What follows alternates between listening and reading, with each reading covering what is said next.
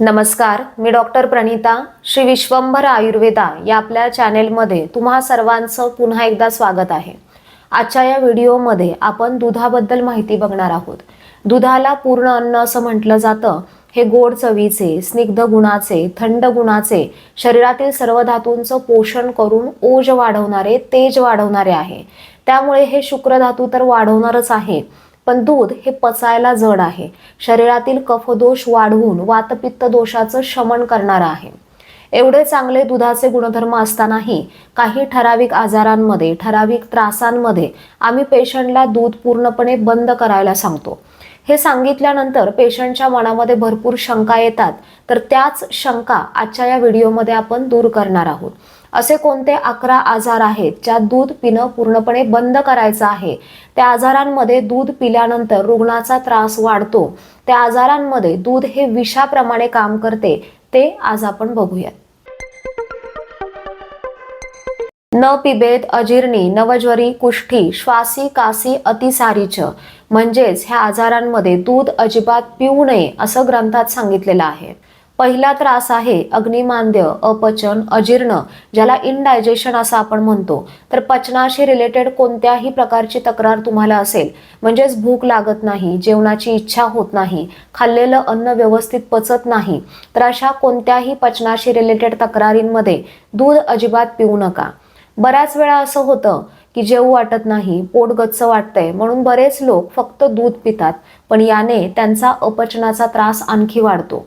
कारण दूध हे पचायला जड आहे, शरीरातील कफ वाढवणारे आहे, अभिसंधी आहे म्हणजे स्राव निर्माण करणारे आहे.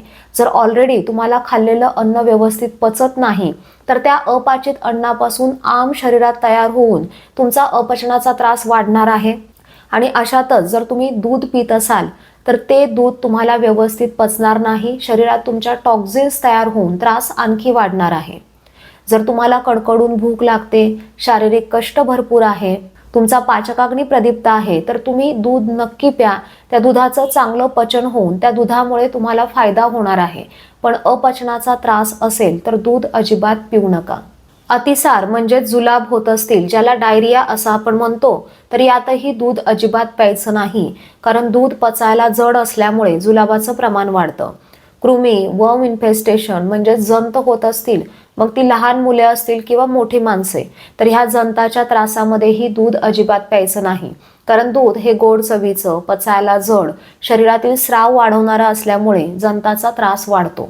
नवीन ज्वर म्हणजे तापाच्या अगदी सुरुवातीच्या अवस्थेमध्ये साधारण सुरुवातीचे 8 ते 10 दिवस दूध अजिबात प्यायचं नाही. कारण या काळामध्ये शरीरात आमदोष असतो, पचनशक्ती मंदावलेली असते आणि अशातच जर तुम्ही दूध पिलात तर तो आमदोष वाढून पचन आणखी मंदावतं आणि ताप लवकर कमी होत नाही.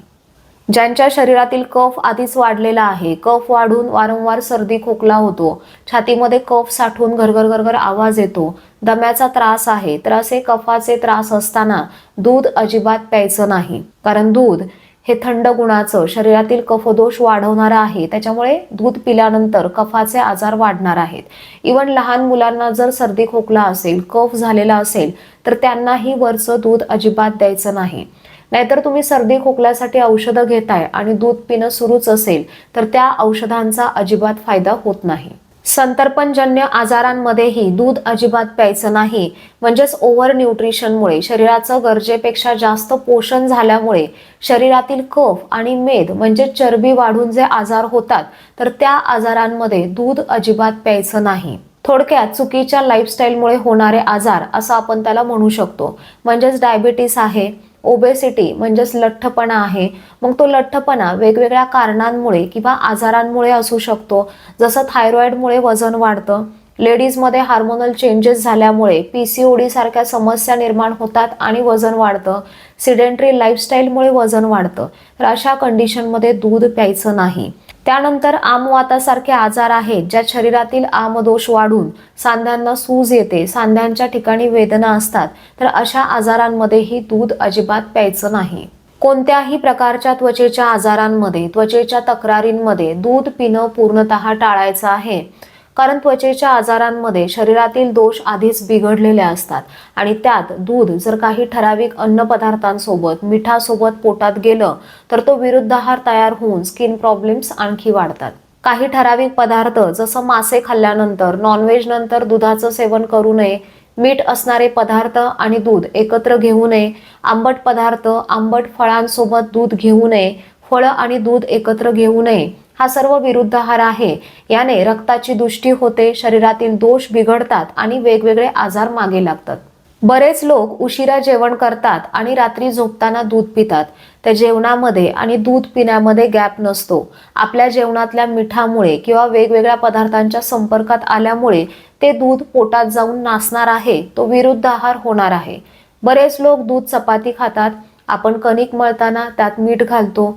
दूध भात बरेच लोक खातात, भात शिजवताना आपण त्यात मीठ घालतो। त्या मिठामुळे दूध फाटतं आणि ते दूध पोटासाठी, पचनासाठी त्रासदायक ठरतं।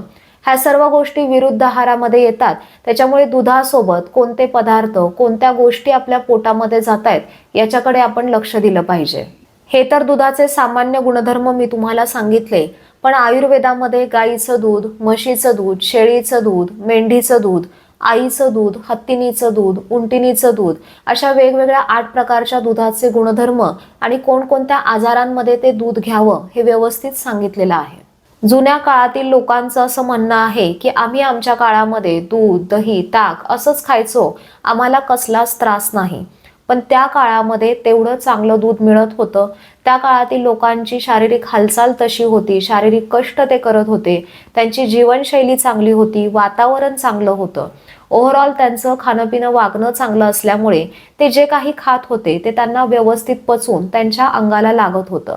पण आजकाल सर्वच गोष्टी बदललेल्या आहेत, लाईफस्टाईल बदललेली आहे, दुधामध्ये भेसळ भरपूर आहे। त्यामुळे ते दूध जर तुम्हाला व्यवस्थित पचणार नसेल तर त्याचा फायदा होण्याच्या ऐवजी तुम्हाला त्रासच होणार आहे।